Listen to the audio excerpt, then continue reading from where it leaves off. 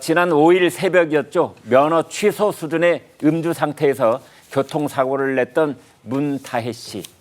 중형 처벌이 가능하다는 전망까지 나온 바 있었는데 그러자 문다혜 씨 측에서 발빠르게 나섰다고 합니다. 바로 피해 택시기사를 만나서 합의를 했다고 그러는데 그 내용 살펴봅니다. 최 기자, 언제 만났습니까? 네, 이게 새벽에 교통사고, 지난 5일 새벽에 교통사고가 났었는데 두 사람이 만난 게 지난 9일입니다. 택시기사가 경찰 조사를 지난 9일에 받았는데 네. 그때 무렵에 이제 문다혜 씨 변호인이 직접 연락을 와서 한번 만나 뵙고 싶다 이렇게 문자를 보내왔고 그 문다혜 씨 변호사 사무실에서 이 기사와 만났다고 합니다. 네. 이 기사님이 그 변호사가 얼마를 제시해 달라 이런 식으로 합의금 제시를 요청했다고 하길래 네. 이제 뭘 제시를 하냐, 변호사가 제시하는 거 그냥 알겠다고 했다 이렇게 진술을 했고요.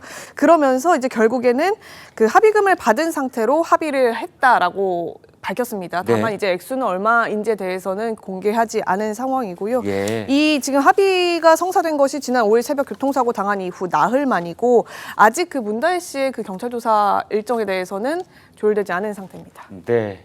제일 중요하고 제일 궁금한 것을 밝히지 않았군요. 이제 우리는 보통 합의를 했다고 그러면 얼마의 합의가 네. 됐는데 그래서 그 액수에 따라서 우리가 여러 가지 추정이 가능하기 때문에 그러는데 그런데 택시기사한테 문다혜 씨 쪽에서 뭐 손편지로 사과문을 보냈다 뭐 이런 말도 있더군요. 네, 지난 9일 그 합의를 하면서 그 변호사가 그 택시기사에게 문다혜 씨가 직접 쓴 손편지를 전달했다 이렇게 이 택시기사분이 언론에 밝혔습니다. 네. 그 내용인 즉슨 뭐 제가 경황이 없어 진짜 죄송합니다 기사님 이런 내용의 편지였다고 하는데요. 다만 이 택시기사분께서 손편지를 받은 이후 읽어보고 버렸다고 해가지고 그 실물이 어떤 내용이 더 자세히 담겨 있었는지에 대해서는 기억하지 못한다라는 취지로 설명했습니다. 그런 부분도 참 언뜻 납득이 되지는 않아요. 손편지로 사과문을 받았는데 사과 편지를 버렸다.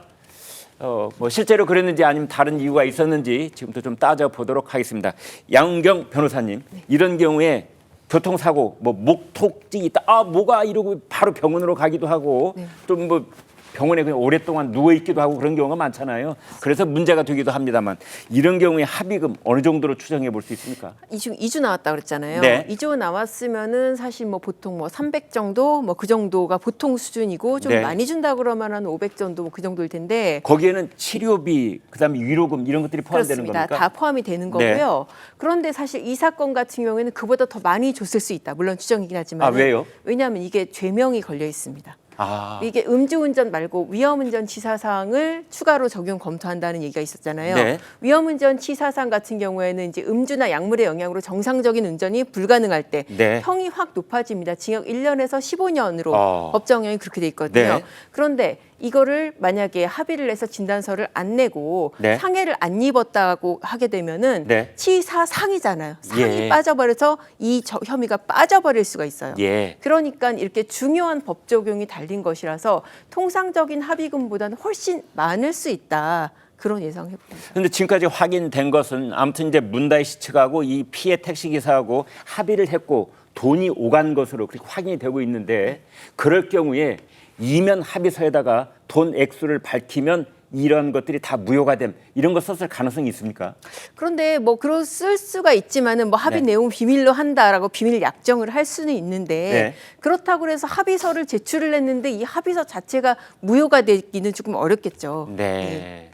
그렇다면은 지금까지 이제 서로 말을 하지 말자 뭐 이런 구두 약속 같은 건 있을 수 있겠네요. 그렇습니다. 뭐 그거는 민사적으로 약정은 할 수 있어요. 만약에 네. 이거를 발설을 했을 경우에는 뭐 얼마를 물어내기로 할, 그럼 민사적인 약정으로 유효합니다. 네. 다만 형사기관에 합의서를 제출을 했는데 물론 합의서를 다시 취소하는 것도 가능하기는 합니다. 근데 여기서 중요한 것은 상해를 입었냐 안 입었냐 그거예요. 그러니까 합의서 제출에도 불구하고 내가 병원 다녔다 계속 아팠다라고 하면은 검찰이 의지를 갖고 찾아내면은 상해가 인정이 될 수도 있거든요. 네. 다만 일단은 합의서를 낸 이상은 그런 법 적용에서 조금은 이렇게 안전한 부분을 획득을 했다 그렇게 보시면 될 것 같습니다. 네, 윤 위원장님. 근데 여기서 이제 문제가 됐던 것이 진단서예요.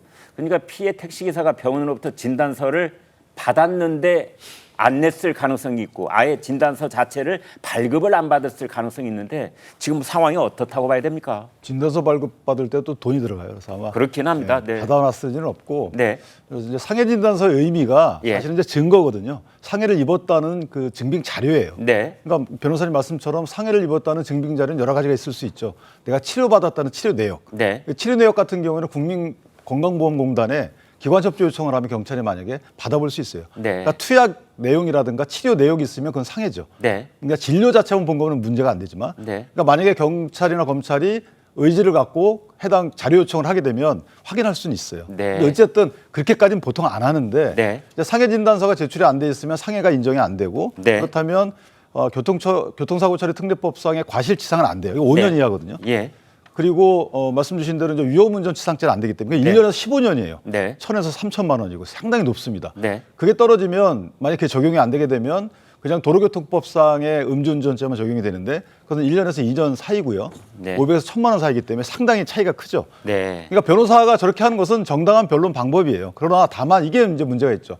금액을 많이 주게 되면 네. 적정량에 많이 주게 되면 양형에 유리한 인자예요. 네. 그러니까 통상은 얼마를 받고 합의했다는 걸 씁니다. 근데 만약에 안 썼다 그러면은 저희가 예상하는 것보다 훨씬 많은 금액을 줬겠죠. 네. 그런데요. 지금 이제 피해 택시 기사가 그 문다희 씨 쪽에서 받은 사죄의 그 손편지 이것을 버렸다고 그랬거든요. 버리지 않고 가지고 있으면은 기자들이 그 손편지 내용 좀 봅시다 이렇게 다그칠까봐 그게 겁나서 버렸다고 핑계대는 거 아닙니까?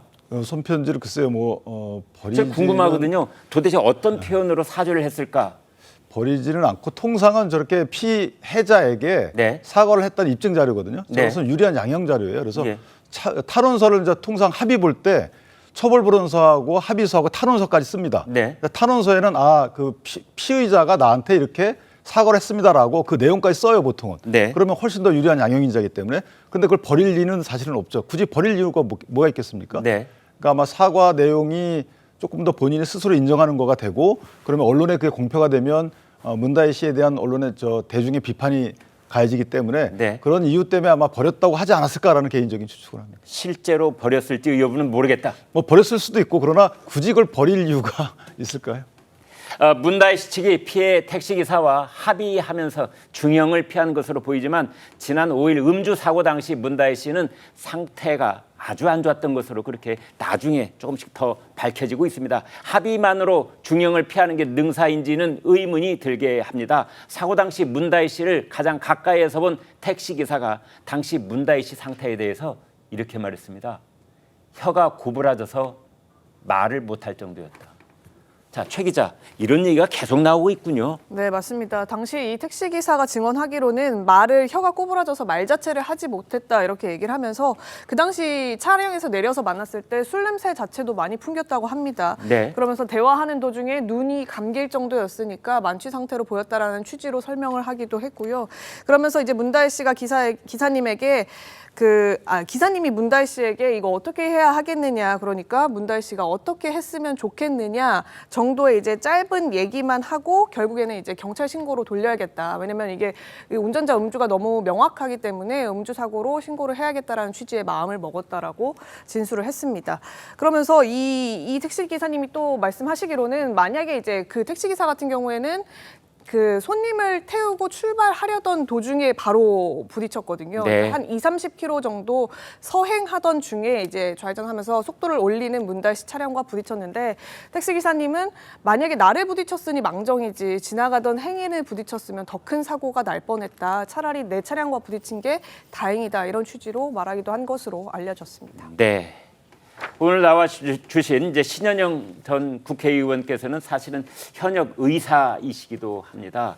지금 혀가 고부라졌다 이런 거는 우리가 흔히 술을 많이 마시면 필름이 끊겼다 이런 말도 하는데요. 그 비슷한 상황입니까? 뭐 그 정도까지는 아닌 것 같고요. 왜냐하면 네. 대화가 가능한 정도였기 아, 때문에. 네. 하지만은 실제로 그 어떤 상황에 정확하게 대처를 하거나 사고 판단 분별력을 갖기에는 조금 인지가 떨어졌을 가능성이 있다라고 생각이 들고요. 대화 중에 자꾸 눈이 감겼다고도 하더라고요. 예. 저는 이해가 안 되는 게 문다희 씨는 대통령 딸이고 네. 또 여러 가지 탄압을 받고 있는 그런 사건 사고의 그런 관심의 대상이기도 하고 그 상황에서 음주운전을 했다는 것만으로도 상당한 파장력을 가질 건데 술을 먹고 차에 가서 본인이 스스로 운전을 해야 되겠다라고 생각하는 게 통상적이지는 않거든요. 네. 보통은 대리운전을 불러서 안전하게 가야겠다라는 판단을 했었어야 되는 건데 네. 그런 것들도 음주 때문에 희석이 됐었던 건지 아무쪼록 이 사건을 보면서 그 정도의 상황에서 택시 기사가 크게 상해를 당하지 않고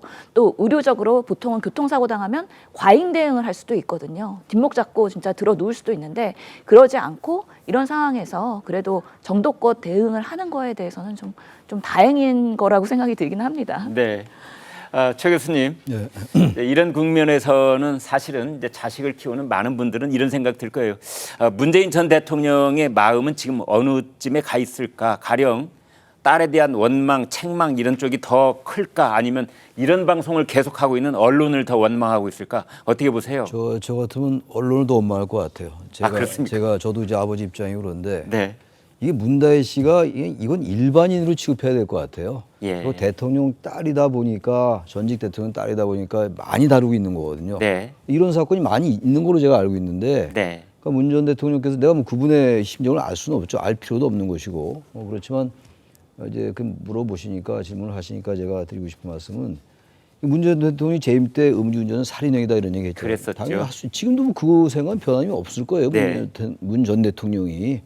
근데 이게 지금 자신의 딸이 지금 이렇게 얼마나 안타깝겠어요. 네. 물론 딸이 잘못했죠. 지금 뭐 얘기할 그건 재론의 여지가 없는 것이고 네. 좀 다들 말씀하셨습니다만 법적인 절차에 따라서 이게 뭐 이제 사건이 진행이 되겠죠. 네. 근데 문 전 대통령 이게 내가 대통령이 아니었으면 이렇게까지 이 문다혜가 이렇게까지 이 마음고생을 더 했겠느냐는 생각을 할 것 같아요. 네. 그건 뭐 대통령이었다 아니었다라는 차원이 아니라 우리 일반 개인 사인으로서 문 전 대통령도 한 개인으로서 지금 자연인이잖아요. 자연인이고 물론 여러 가지 정치적 사건에 여러 가지 뭐 말이 오르락내리락 하고 있다 하더라도 저는 뭐 대통령으로서는 딸에 대한 원망보다는 네. 이 내가 대통령이 아니었으면 제가 저렇게까지 마음고생 안 했을 텐데라는 생각을 하지 않을까라는 네. 게 저의 생각입니다. 알겠습니다.